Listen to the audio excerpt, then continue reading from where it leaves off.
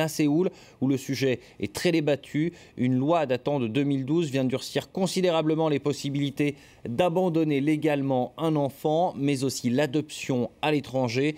De plus en plus de pays ont choisi de mieux réguler, de mieux contrôler les abandons et les adoptions d'enfants. Mais en Corée du Sud, ces nouvelles régulations ont un effet néfaste, la hausse des abandons illégaux et anonymes. Reportage de Marie Linton, Guillaume Bression et Yori Kim.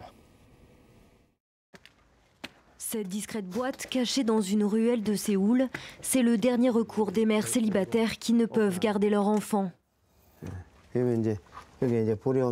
Quand quelqu'un ouvre la porte pour déposer un bébé, la lumière s'allume et la sonnerie se déclenche à l'étage. En sonnant ici, les mères peuvent aussi parler à quelqu'un.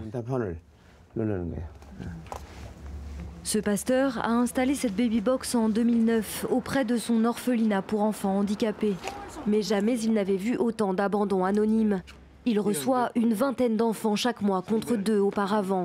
Déposés ces derniers jours, 3 bébés attendent patiemment d'être recueillis par les services sociaux. N'allumez pas, elles sont très sensibles à la lumière. Ça les fait pleurer. Pour le pasteur, c'est la nouvelle loi spéciale sur l'adoption qui est responsable de cette recrudescence. Entrée en vigueur en août 2012, elle oblige les mères à rester 7 jours auprès de leur bébé avant de décider d'un abandon.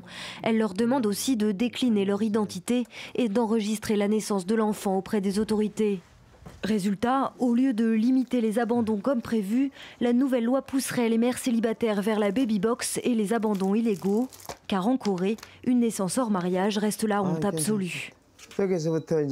À partir du post-it jaune, ce sont les lettres des mères que j'ai reçues depuis la loi spéciale sur l'adoption.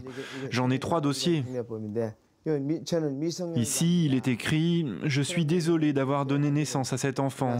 Je suis mineur, donc vous comprenez, je ne peux pas déclarer sa naissance. » Depuis la fin de la guerre de Corée en 1953, plus de 160 000 enfants sud-coréens ont été adoptés à l'étranger, un chiffre qui fait de la Corée l'un des plus importants pourvoyeurs d'enfants pour l'adoption à l'international. Certains d'entre eux sont devenus célèbres, comme la ministre déléguée française Fleur Pellerin. Aujourd'hui, cette nouvelle loi vise clairement à limiter les abandons en général, mais aussi l'adoption internationale. Pour un enfant, la meilleure des choses, c'est qu'il soit élevé par sa propre mère. Si vraiment ce n'est pas possible, l'adoption en Corée est préférable. Mais l'adoption internationale n'est envisagée qu'en dernier recours. Et dans ce cas, la justice contrôle strictement les parents adoptifs.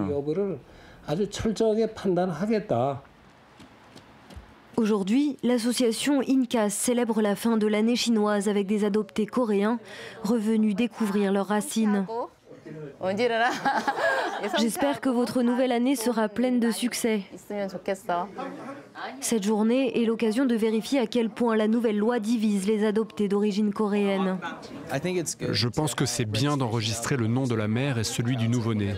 C'est un bon moyen pour aider les adoptés qui veulent essayer d'enquêter sur leur naissance et qui veulent savoir d'où ils viennent. D'autres regrettent que cette loi n'arrête complètement l'adoption internationale.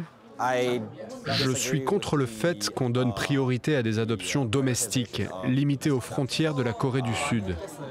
Je ne peux juger que d'après mon expérience et de celle de mes amis aux États-Unis, mais on a eu une enfance formidable et nous sommes vraiment reconnaissants d'avoir été adoptés. Déjà en chute libre depuis les années 80, le nombre d'enfants coréens adoptés à l'étranger est passé de 900 enfants par an à environ 300 depuis l'adoption de la nouvelle loi. Voilà donc pour ce focus signé Marie Linton, Guillaume Bression et Yori Kim. On passe au journal des sports avec ce matin en une les quarts de finale de la Coupe de France de football. On commence cette édition avec du football et les quarts de finale de la Coupe de France. Mercredi soir, le duel entre